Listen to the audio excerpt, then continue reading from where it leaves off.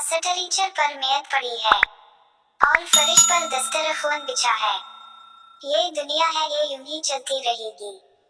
यहाँ कोई आपका इंतजार नहीं करेगा, तेरी तदफीन का भी नहीं। तेरे जाने पर कोई खाना नहीं छोड़ेगा, तेरे ना होने पर कोई जीना तर्क नहीं करेगा। लिहाजा अपने यहाँ अपने वहाँ के लिए अमल कीजिए। आपको क्या लगता है आपके मरने के बाद आपके रिश्तेदार, आपके दोस्त, आपकी औलाद, आपके बहन भाई कुरान पढ़ के आपको बख्शवा लेंगे?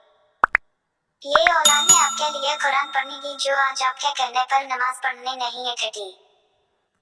ये रिश्तेदार आपके लिए दुआ करेंगे जिनसे आपकी लड़ाई ही खत्म नहीं होती।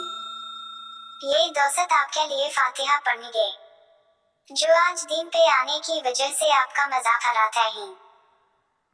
ये बहन भाई आपके लिए सदका खैरात करेंगे जो ईद के ईद मिलते हैं।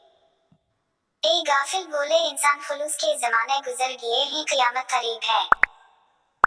ये अफरा-तफरी का दूर है, यहाँ लोग जिंदों को बोले बैठे हैं मरने के बाद तुझे कौन याद रखेगा। अपनी आखिरत की फिक्र खुद करें, अपने लिए कुरान खुद पढ़ने यही अक्लमंदी है। और अपने हाथ से सदका खैरात करके रुखसत हूँ।